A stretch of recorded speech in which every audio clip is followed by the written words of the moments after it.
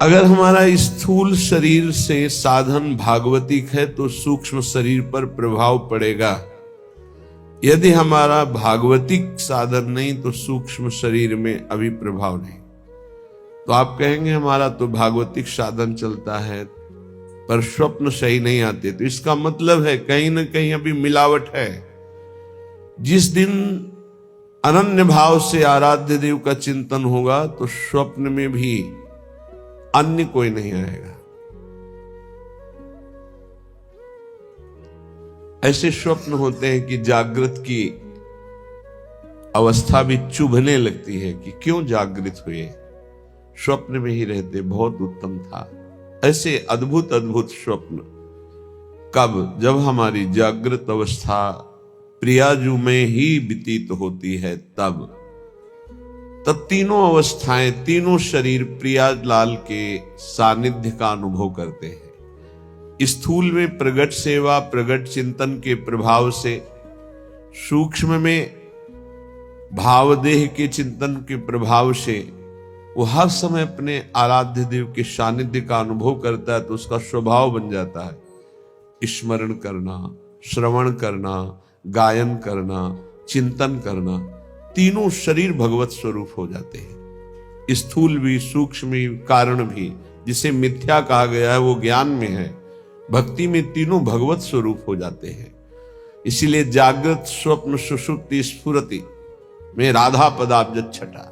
चाहे जागृत अवस्था हो या स्वप्न हो या सुषुप्ति हो, केवल किशोरी जी के चरणारविंद का अस्तित्व, अन्य कोई अस्तित्व नहीं।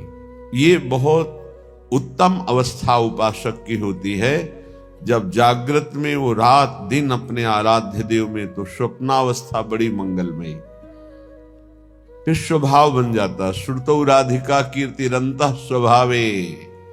अंतः से स्वभाव बन जाता है प्रियालाल की चर्चा सुनना, मंत्र अंदर से सुनना, नाम सुनना, और गायन करने का भी स्वभाव बन जाता है। प्राण रमि रही हरिवंश बाणी, ताहि तजी और गाउन कबहू कछु, प्राण रमि रही हरिवंश बाणी। यह जो पर्यो मोहि सहज स्वभाव, श्री हरिवंश नाम रस जाओ। कितना सुंदर स्वभाव बन जाता है उपासक का। नाम, मंत्र, वाणी, लीला चिंतन। अब उसकी जागृत स्वप्न सुषुप्ति तीनों अवस्थाएं जब भगवत स्वरूप हो गई तो जीवन मुक्त हो गया। इसमें प्रधानता हुई स्थूल शरीर की। स्थूल से ही सूक्ष्म में प्रवेश, सूक्ष्म से ही कारण में प्रवेश, और कारण जहां परिवर्तित हुआ तो माया का प्रभाव खत्म हो गया। कारण तक माया का प्रभाव है, इसके बाद तो स्वरूपानंद है। भूरी सखी कह रही हैं, लोचन रहित रूप ललचाने, सपने हो तुम बिन और न जाने। तो ऐसा लगता है अभी तक रूप नहीं देखा। बोले नहीं देखा, सुंदर स्वामिनी प्यारी हमारी, छविनिधि सहज रूप उजियारी। ये देख के ही तो बोल रहे हैं। मुख छवि कोटि चंद सोनी को, ये देख के ही तो बोल रहे हैं। हसन दसन द्विति भावती जी को, जब हमारी स्वामिनी जो हंसती हैं तो उनकी जो दंत पंक्तियां हैं, अधरों की लालिमा के कारण ऐसी शोभा, ये देख के बोल रहे। और जब स्वामिनी जो मुस्कुराते हुए अपने जन की तरफ देखती हैं तो चितवन बरसत दृष्टि अमी की, उनकी कृपा कटाक्ष से अमृत की वर्षा होती है। रंग भरी छवि सुखद सुखाई, प्यारी जू की दृष्टि पड़ते ही ऐसा प्रेम रंग हृदय में उल्लसित होता है कि अद्भुत सुख का अनुभव होता है। पर लोचन ललचाने, इतना होने पर भी रूप के प्यासे लोचन ललचाते ही रहते हैं। प्रतिक्षण रूप का पान करते हुए भी प्यास बढ़ती रहती है। सपने हो तुम बिन और न जाने। खास बात जो इसमें निकली वो ये सपने हो तुम बिन और न जाने। यहां कचाई है, उपासक यहां कचाई कर देता है। सपने हो तुम बिन और न जाने, ये खास बात महापुरुषों में पाई गई है। श्री विठ्ठल विपुल देव जी महाराज कह रहे हैं, यह जोरी अविचल वृंदावन नाहिन आन सो काज। श्री हरिव्यास देवाचार्य जी के सदा सनातन इक रस जोरी, जो महिमा निगम न जानी, इनकी श्री हरि पिया हेतु निज दासी रहत सदा आगवानी। केवल इनकी, ये होना बहुत कठिन है। ये हो गया तो माया पर विजय प्राप्त कर ली। कैसे हो सकता है? तो आगे कह रहे, शिशुलो बार बार हठ ठाने, चहु दिस रहेत निहारी निहारी, सुंदर स्वामिनी प्यारी हमारी। शिशुलो, जैसे छोटा बच्चा हठ ठान लेता है मुझे खिलौना चाहिए, फिर उसे कुछ भी दो, कोई उपाय करो, उसको वही खिलौना चाहिए, बाल हठ कहते हैं। ऐसे ही भक्त का हठ हो जाता है, योगी का हठ हो जाता है अपने आराध्य देव के प्रति। मुझे आपके सिवा कुछ नहीं चाहिए, आपके सिवा कुछ। ये कोई महान हृदय ही हठ करता है, आपके सिवा मुझे कुछ नहीं। नहीं, ये भोग ले लो, ये पद ले लो, ये प्रशंसा ले लो, ये लोक लोकांतर का वैभव ले लो, नहीं, मुझे आप चाहिए।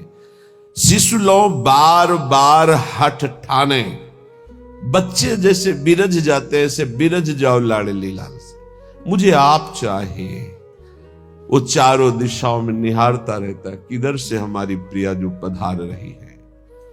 तो हंसी कृपालु विधु बदन दिखावे, सहज माधुरी पान करावे। तो श्री जी को हंसी आ जाती है, बड़ा हठीला है, मानेगा नहीं।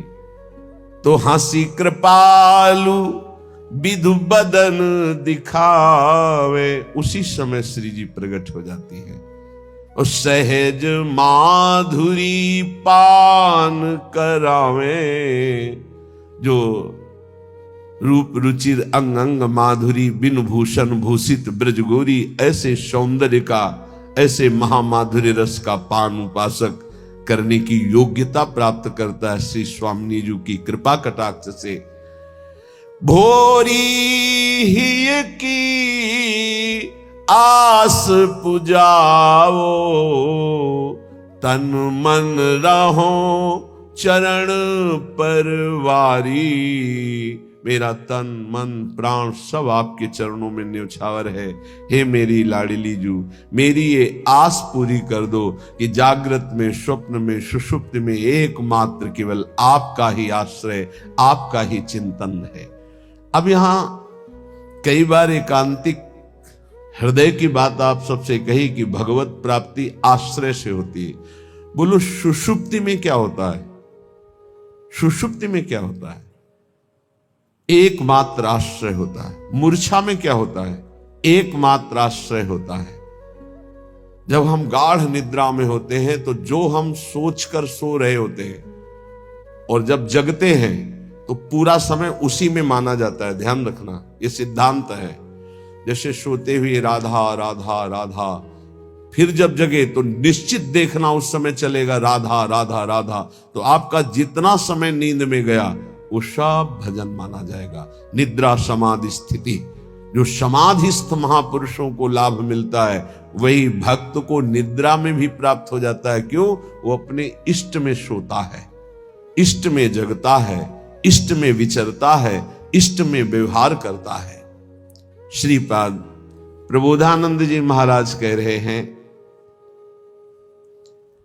सकृदपि यदि दृष्टा हंत वृंदाटवी त्वं, सकृदपि यदि राधा कृष्ण नामाभ्यधाई, सकृदपि यदि भक्त्या सन्नतस्त्वत् प्रपन्नो, ध्रुवमः तदा मां नोपोक्षतासि।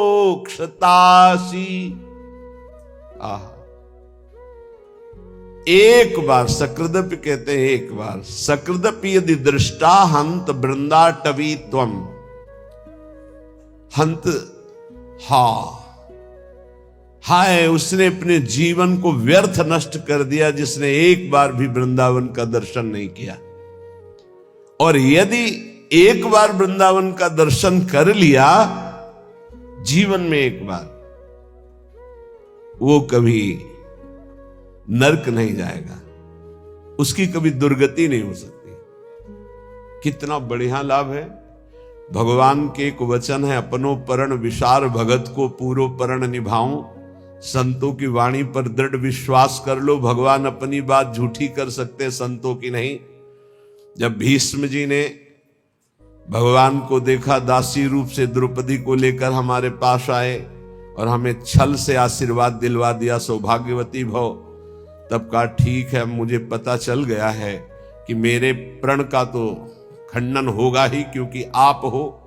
आपने जब मैंने प्रण लिया पांचों पांडवों को जीवित रहा तो मारूंगा, तो आपने सौभाग्यवती का आशीर्वाद दिलवा दिया। तो आज मैं गंगा पुत्र भीष्म आपके बल से प्रण लेता हूं कि आपने जो प्रण किया था कि महाभारत युद्ध में अस्त्र नहीं कहूंगा, तो मैं गंगा का पुत्र भीष्म नहीं कहलाऊंगा यदि कल तो आपसे अस्त्र ग्रहण न करवा दूं।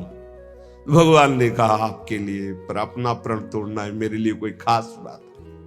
अपनो परण विसार भगत को पूरो परण निभाओ।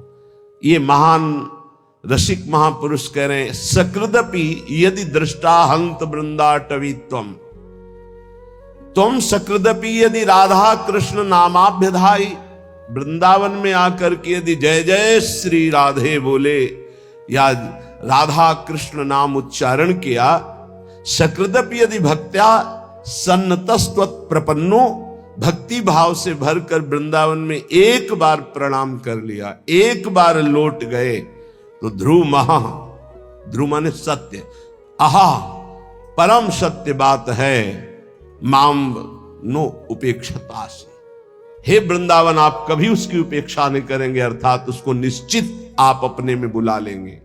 एक बार वृंदावन आ गया, एक बार यहां आकर जय जय श्री राधे बोला, यार बोल देते हैं एक बार, जय जय श्री राधे श्याम बोले, सकृदपि यदि राधा कृष्ण नामाभ्यधाई, एक बार प्रिया प्रीतम की जय जय बोल दिया, एक बार वृंदावन आ गया, एक बार प्रणाम करके वृंदावन भूमि में लौट गया, तो ध्रुव महा परम सत्य, वो नरक नहीं जाएगा, उसको भगवत प्राप्ति होगी। आप सोच सकते हैं भगवत प्राप्ति कैसे हो सकती है? पूरा रजिस्टर पाप लिखा हुआ है, एक बार वृंदावन आया, एक बार प्रणाम किया, एक बार राधा बोला, एक बार बिहारी जी के दर्शन किया, इसका क्या फल होगा? महाभारत में लिखा है, एक बार श्री कृष्ण को कोई प्रणाम कर ले, एक बार, एकोपि कृष्ण कृतः प्रणामो दशाश्वमेधा व्रतेन तुल्या, दशाश्वमेधि पुनरेपि जन्म कृष्ण प्रणामी न पुनर्भवाय। एक बार कृष्ण को प्रणाम करने वाले का पुनर्जन्म नहीं होता, ये भीष्म जी की स्तव में लिखा। अब आप विचार करके देखो, जहां प्रिया प्रीतम विराजमान इस भूमि में लौट गया, रसिकों की चरण रज, प्रिया प्रीतम की चरण रज, एक बार बिहारी बिहारी जी को प्रणाम कर दिया, एक बार उनकी जय जयकार कर दिया, वो नरक नहीं जा सकता। श्रीपाद कह रहे हैं, इसलिए वृंदावने सैक पदस्पृहोपि महत्तमानां श्रुत भाषितोपि विदन्नपि स्वार्थ विधाति सर्वं हाधिं वृंदावनाश्रयामि। महापुरुषों के वचनों में भी तुम विश्वास नहीं करते हो, कैसा तुम्हारा जीवन है? कम से कम अन्य बातों पर विश्वास ना करो, महापुरुषों के वचनों में तो विश्वास कर लो। महात्मानां श्रुत भाषितोपि, सुन रहे हो तुम, महापुरुष जन वचन बोल रहे हैं। वृंदावनेशैक पदस्पृहोपि, एक बार तो इच्छा कर लो ऐसे वृंदावन में आने की, जहां एक बार आने का, एक बार दर्शन का, एक बार जय जयकार का, एक बार प्रणाम का। ये भगवत प्राप्ति तुम बहुत दुर्लभ समझते हो, सबसे सरल है भगवत प्राप्ति, सबसे सरल। तो बोले बहुत बड़ी बड़ी तपस्याएं, बहुत कष्ट सहा जा रहा है और आप कह रहे हैं बहुत सरल है। तुम्हें बाहरी दिखाई दे रहा कष्ट है, जो तप करता है उसे बड़ा सुख मिलता है। जो वैराग्यवान है उसको भोगी जन कष्ट देखते, लेकिन वैराग्यवान भोगी जनों को कष्ट में देख रहा है, कितने कष्ट में जल रहे हैं। तुम्हें वैराग्यवान कष्ट युक्त लग रहा है कि दिगंबर है या एक लंगोटी लगाए है, भूखा प्यासा है, उसको जो परमानंद है वो ब्रह्मा को भी नहीं है। वैराग्यवान को, फिर बोधवान को, फिर प्रेमी को तो बात ही क्या है। महत्तमानाम श्रुत भाषितोपि, ये बड़े बड़े महापुरुष जो बोल रहे हैं उसे सुनो। जितने भी संबंधी हैं, जितने भी भोग पदार्थ है, जितना भी ऐश्वर्य है, ये परमार्थ को विध्वंस करने वाला है। परमार्थ को विदन्नपि स्वार्थ विधाति सर्वम हाधेन, धिक्कार है यदि आप अपने परमार्थ के नाश करने वाली क्रिया करते हो, परमार्थ के नाश करने वाली बातें देखते हो, सुनते हो, बोलते हो। तुम महापुरुषों की बातें सुनकर भी उनके आज्ञा में क्यों नहीं चलते हो? क्या आज्ञा? वृंदावने शैक पदस्पृहोपि, एक बार कदम बढ़ाओ ना सीधा वृंदावन की तरफ, और एक बार वृंदावन में आ जाओगे तो तुम्हारे जीवन का परिवर्तन हो जाएगा। पर धिक्कार है, ये सब बातें सुनकर भी भगवत प्राप्ति की इच्छा नहीं जागृत होती। श्रीपाद कह रहे, दिव्यानेक विचित्र पुष्प फलवत वल्ली तरुणाम ततिर, दिव्यानेक मयूर कोकिल सुखाद्यानंद माद्यत खगः, दिव्यानेक सरासरित गिरिवरः प्रत्यग्र कुंजावली, दिव्या कांचन रत्न भूमिरपि मां वृंदावने मोहयत।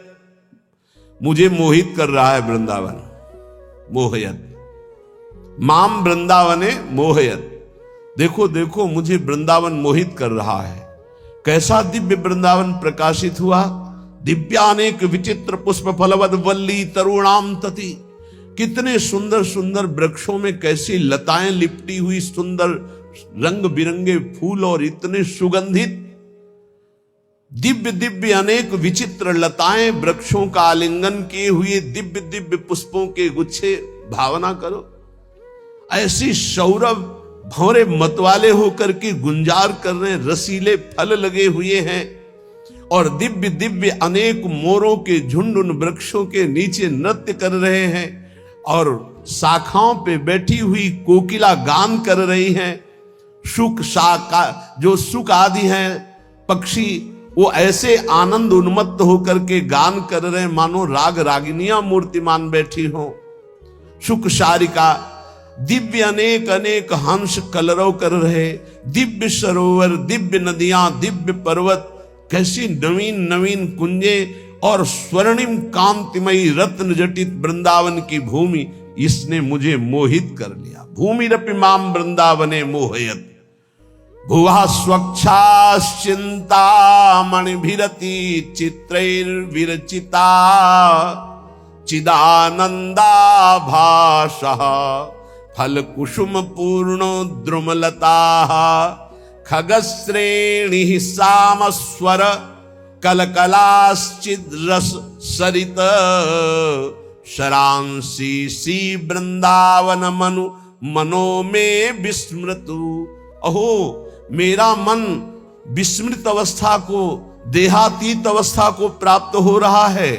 कैसी सुंदर स्वच्छ भूमि वृंदावन की, दिव्य वृंदावन की, करोड़ करोड़ चिंतामणियों से जटित ये भूमि, कैसा सुंदर रासमंडल, कैसी चिन्मय लताएं, कैसा चिन्मय फल, कैसे चिन्मय पुष्प, और यहां के पक्षी जब गान करते हैं तो शाम वेद की ध्वनि प्रकट होती है।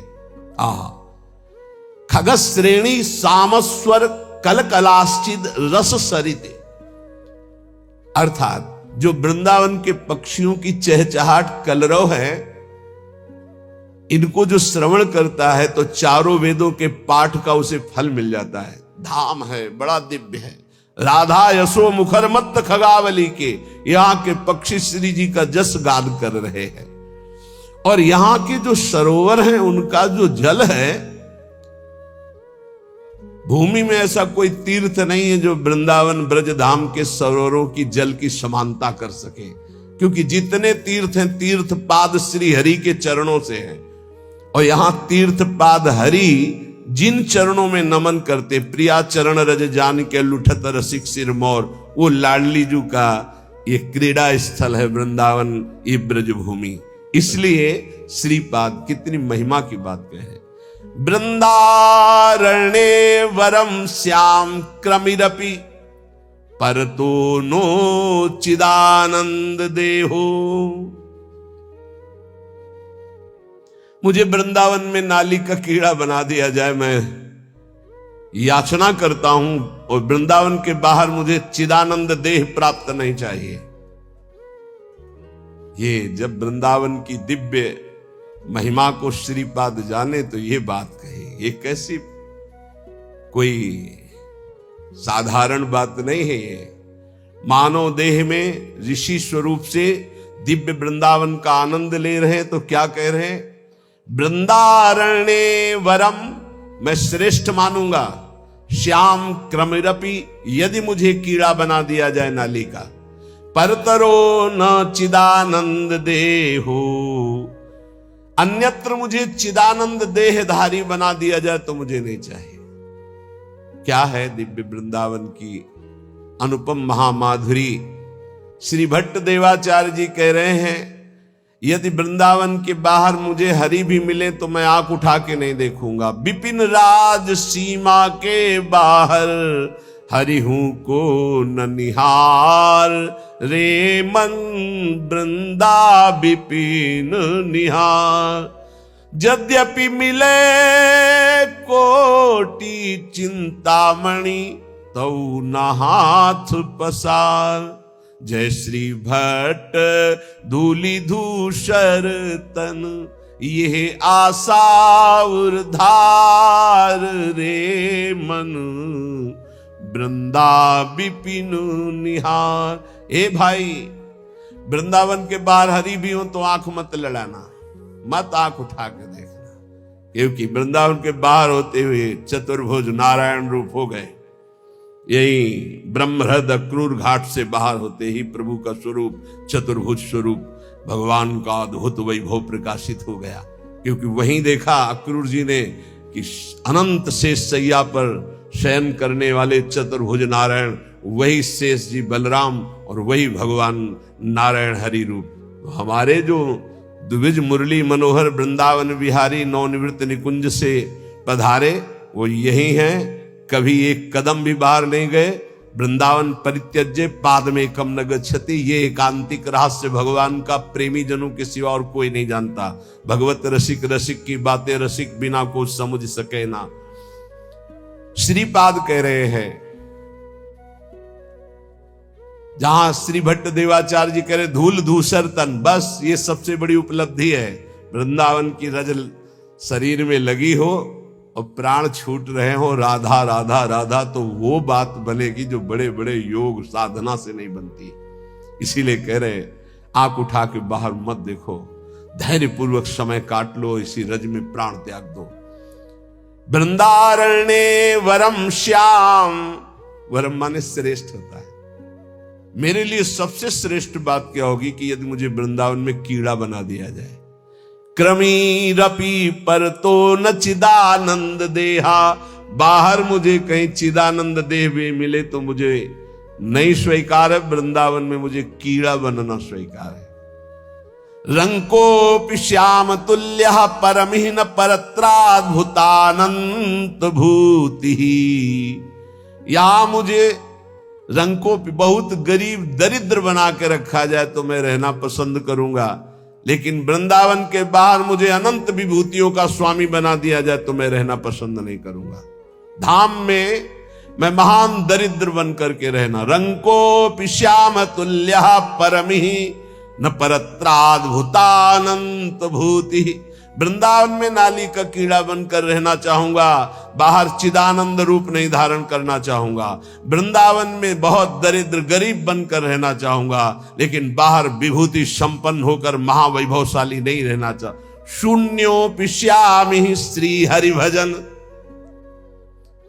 लवेनाति तुच्छार्थ मात्रे लुब्धो नान्यत्र गोपी जन रमण पदाम भोज दीक्षा सुखेपी। गजब कर दिया।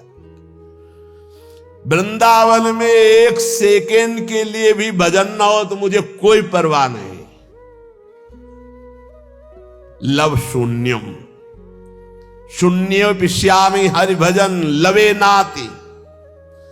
एक क्षण पूरे जीवन भजन न हो तो मुझे कोई परवाह नहीं। काफी अच्छा लग रहा होगा, नहीं लग रहा? यही समस्या है। इन महापुरुषों के हृदय की बात को समझना थोड़ा कठिन है। देखो, जिसको इतना वृंदावन से प्रेम वो भजन बिना रह कैसे सकता है? हमको ही बता दो, कैसे रह सकता है? भजन का मतलब क्या होता है? जिससे अधिक प्यार होता है उसका चिंतन होता है। इनको वृंदावन से प्यार है तो वृंदावन की गोद में प्रिया प्रीतम खेल रहे हैं। ये प्रिया प्रीतम के बिना एक सेकेंड नहीं रह सकते। इनके प्राण निकल जाए, ये जी नहीं सकते। अभी आपने ऊपर सुना कि तुम महापुरुषों की बातों को सुनकर धारण क्यों नहीं करते हो? देखो वृंदावन कैसा चिदानंद रूप प्रकाशित करता है। अभी सुना आपने? ये तो कुंज निकुंजों की शोभा में जो विहरण करने वाले हैं वो प्रभु, क्या वो श्रीपाद को नहीं दिखाई दे रहे? ऐसे महापुरुष जैसे हरिराम व्यास जी करे, काहू के बल भजन को काहू के आचार, व्यास भरोसे कुंवर के सोवत पांव पसार। तो लगता है इनको भजन से मतलब नहीं। भैया इनका रोम रोम भजन में है।